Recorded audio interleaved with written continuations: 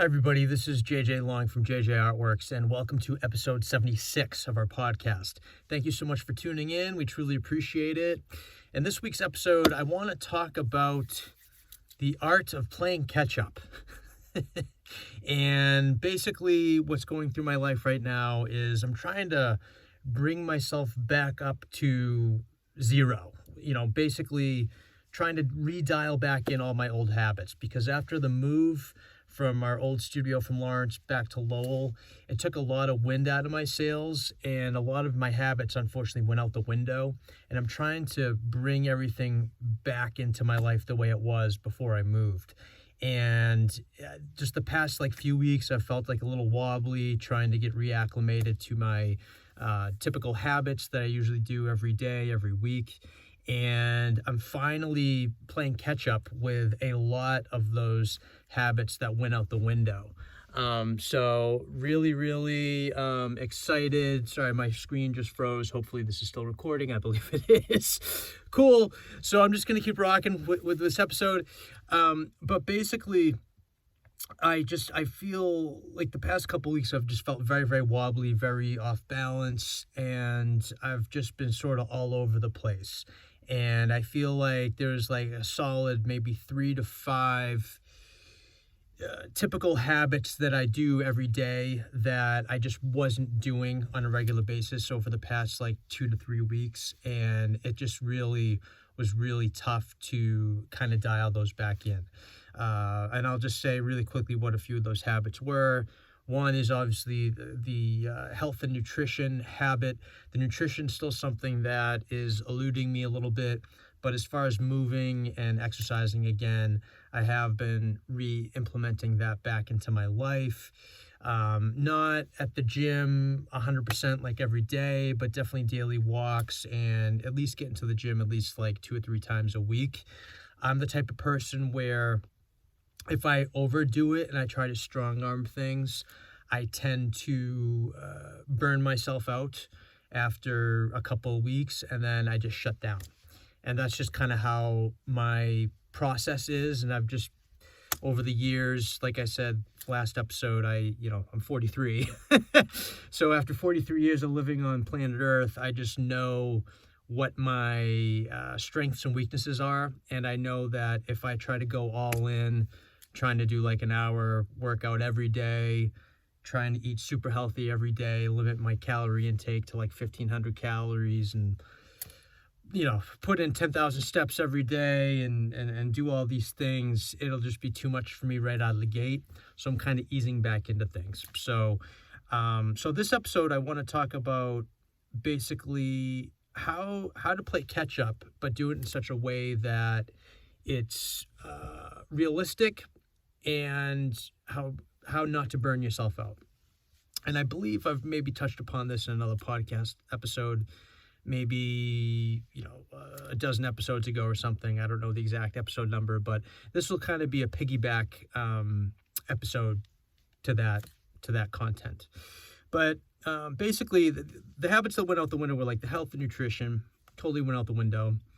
Accounting, I know that sounds crazy, but that's one thing that is not something that I get super excited about doing every day, is just looking at my bills and profit and loss statements and doing all my bookkeeping. But I had to catch up with that because taxes are due on April 15th, and I'm the type of person where I wish I could lie and tell you that I am always months ahead of the deadline. I'm usually that guy that's crap, taxes are due in a week. I should probably put together some Excel spreadsheet or something and send it to my tax accountant. So I'm kind of in that mode right now. Getting back to Taekwondo classes, I took a week and a half, 2 weeks off of classes, and I felt a little bit behind with Taekwondo. So this past week or last week, I started getting back into the flow of that, which makes me happy. And what else? Just basically other daily habits, just routine chores, doing the dishes every day, doing my laundry once a week, going food shopping. For some reason, this move just took a lot of the wind out of my sails, and I just really did not keep up with a lot of the things that I normally do, And then obviously social media. Posting on social media was something that went out the window. So thank you all so much for being patient with me while I try to get back into the swing of things. I think I told you at the beginning of this year too that I wanted to, no matter what, post on social media every day and do the podcast every week, and I'm going to do it no matter what. Unless something crazy happens, this is that crazy thing that happened, was the move. I can only imagine what else would kind of take me off of balance after this happened, but because I really feel like I've been through a lot as an entrepreneur and as a person in general. So I don't know. I can't imagine too many other things really taking me out of the flow of posting on social media every day, because it is something that really does energize me. It's something that makes me happy. I really like the community we're building here at JJArtworks on YouTube, and I am starting to really see like real life relationships that are stemming out of this channel.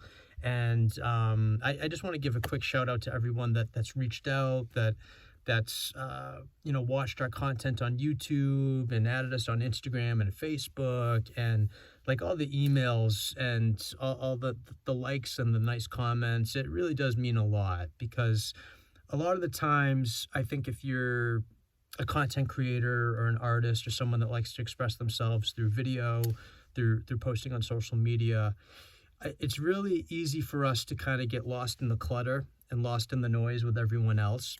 So when you do get a response or feedback or like a really nice comment or message from somebody that does sincerely like your content, it feels really good. So thank you so much to those of you that have reached out.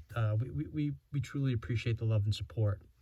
If this is your first time visiting our YouTube channel or listening to us on Spotify or wherever you're streaming this podcast episode, we're basically just a company that likes to help out other artists and entrepreneurs and kind of share our story as we're building our empire as well. So it really just started off as me being a solo entrepreneur back in 2005, and I didn't really turn into an LLC until 2016, when I started hiring artists for the paint party branch of my company.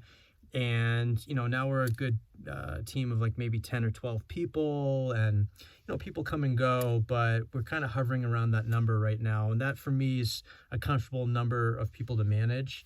And I wish I could lie and say I have I could pay someone a salary to be my GM and kind of oversee everything, but I'm still kind of the guy that's wearing all the hats in the business. But I kind of like being in control that way, and still sort of being on the ground floor and shaking hands with people and onboarding people and blah blah blah. So I do like some of the grunt work still, but I know at some point I'm going to need to outsource a lot of things and delegate more off my plate if I want to build and expand and scale the company to the extent that I want to, because I plan on brushing shoulders with Disney and Amazon, and hopefully going to Mars with Elon Musk. That'd be cool. We'll have the sexiest spaceship with the best paint job ever. Anyways, sorry, I'm totally drifting off of topic here. So just really quickly, ways to basically play catch up, but not do it in such a way that you burn yourself out. So I have like a laundry list of things that I needed to do to play catch up. It's like, get the exercise and nutrition habit back, get the social media posting schedule, posting every day on social media back, going to Taekwondo every week, getting that back. Accounting, catching up with accounting, getting ready for taxes.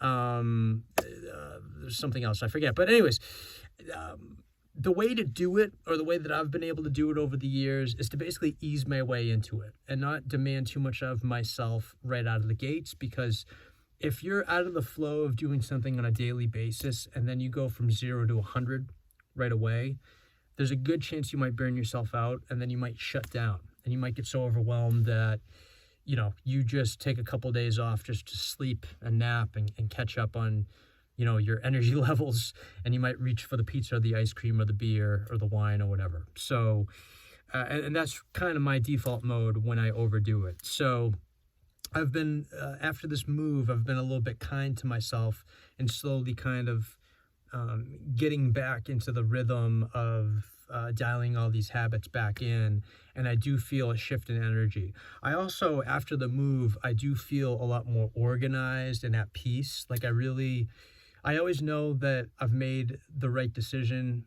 after I do something when I feel like at peace.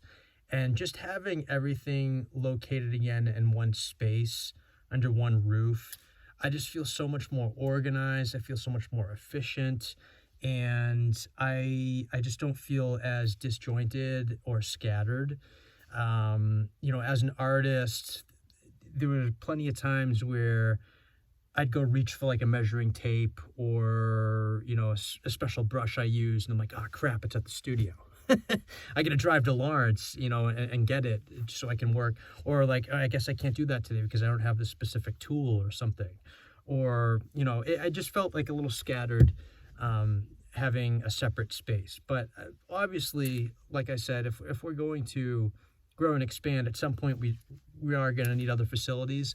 But for right now, I'm very content with the way the business is structured and the way our studio and environment is structured, our physical space, and also like our digital footprint on the world. I'm happy with the strides that we're making there too. But yeah, so the way to basically play catch up is to ease your way into it.